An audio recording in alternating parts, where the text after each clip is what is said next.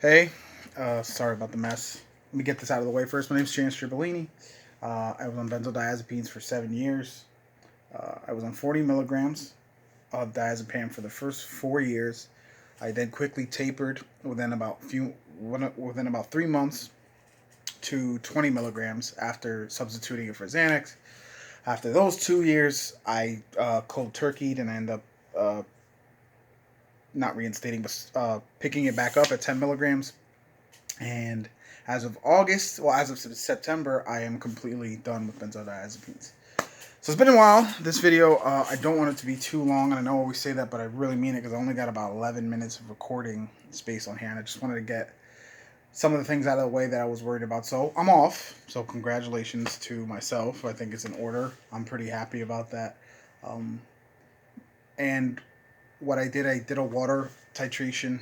I think I mentioned in my last video, which was probably like 5 months ago, and I jumped at different times. It was mostly consistent throughout the day.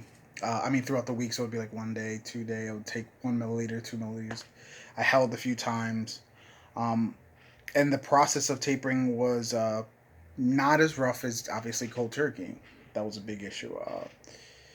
But I know I sound like I should be more celebratory. I just been going through some really rough shit, and I'm pretty sure it's directly related to benzos. And I wanted to discuss it because a big part of my expectations with this was that once I was done, which we've been talking about all these videos and getting through it, that it was all going to be over, that everything was going to be back to normal, it was going to be okay. That is not the case. That's not how it works. Um, Things are better, but for the first week or two, I didn't really feel a difference. Maybe like 3 days in, I got a really bad like flu-like feeling that I got also last year when I was cold. Well, when I quickly dropped off, and that was like the scariest part of it. But that quickly subsided because I took my time with the taper. All right, so a big part of why I started recording this today, and I decided to do this, was one, I want everybody to know I'm alive. I'm completely off of them. I was in them. I was off for a month in August, and then went into the hospital, and they reinstated me for 2 or 3 days, and it was, I'm not gonna say it was a huge mistake because it actually did help with testing and stuff, and that was they eventually started to figure out what was going on with my neck and shit, and I took like 2 or 3 doses and they helped, but it did push along my recovery, or it stunted my recovery time. But a big issue I wanted to discuss was that I'm done and I'm okay and I'm here and I'm able to talk to you, and two was an issue with how like why we started taking them in the first place, and how when we recover we have to find other ways of managing what we were taking benzos for. So for me, the biggest thing I was taking it with for was was anxiety in general, obviously, but OCD in particular. And with the with coming off of benzos, not only is your problem still there, obviously, it's usually worse, and it's because your brain is still healing and it's trying to return to its form of normal, which for a lot of people uh, is OCD, or it's a bipolar disorder or depression. It's a lot of stuff, and that's our bare minimum. And it's hard to get back to that mentally, let alone which you can, but let alone overcome that. So you need to have plans in place, and regrettably I thought I would, but I didn't. I thought I would just be like, oh, I'm gonna go back to work, and unfortunately the vertigo thing happened with my neck, and that's recovering too, which is awesome. You always got to push forward.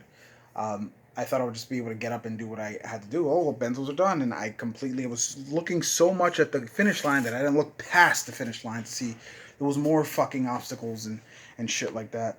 And it's weird, man. It's done a lot of horrible things to me, and I don't want this to be like a horror story or anything like that. I want people to understand that I'm doing better. I'm off, which I never thought I would ever be able to say that. I gained like 15 or 20 pounds, which is awesome. Again, that has to do with the vertigo and stuff. That doesn't have anything to do with benzos. Um, but I'm up and about, and I'm managing life. It's weird. It feels like a saga or something, because the way, like in a movie or a TV show, because I'm exponentially better than cold turkey, which is great because I'm not, and I can't believe that I'm actually saying I've recovered to the degree I have. But there are some I've just, especially the last 2 weeks, everything becomes like a fog, and memory is a big part because some days it's great and you're like, oh, I guess that wasn't a problem. It's just my anxiety. And then days you feel like you have Alzheimer's disease and dementia, and you have like these just irrational fears. And I try to tell myself it's anxiety because it's logic, and it is because there's parts where I'm just not paying attention to it. I'm okay, and it's almost non-existent. But this was my warning to tell you that if you're withdrawing right now, you're tapering and you're suffering, and I'm sure many of you are because you wouldn't be watching this if you weren't. Um, don't worry too much about planning that far ahead.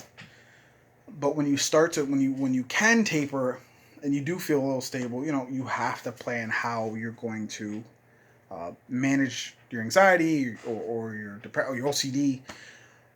It's just because if you don't have a plan, you're gonna end up like how I am now, and my mind is just a war zone all the fucking time.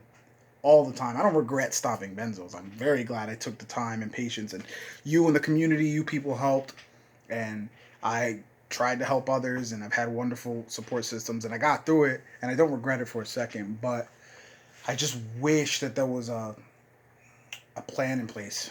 Now, I'm not saying that should be medication or drugs or anything like that. Oh, it could. What I'm saying is you need to have a plan, and it works with time. It's worry about one thing at a time. But that's one thing I want people to understand is to have a plan. And I'm almost certain that I'm going to recover from this. I just have like these irrational, like I have like health anxieties and shit that I just never dealt with before this, and there's a lot of it, and it's a shame. It really is because I worked so hard to get off of it. And I keep telling myself, I'm like, there's people who are still suffering 5, 6, 7 months out. You're not done. You're not done with this beast, and it's true. It's not. It's gonna take some time, And I guess associating your healing with a dosage, so you're like, I'm at 5. I'm at a 4.95. I'm at 4.9. You start to correlate that with healing, and that's a good way. But once that's done, you're still very much healing. You still have a lot of healing to do, and you need a plan. I used to think, oh, you just taper as much as you can all the way out, and you can't be tapering for 3, 4 fucking years.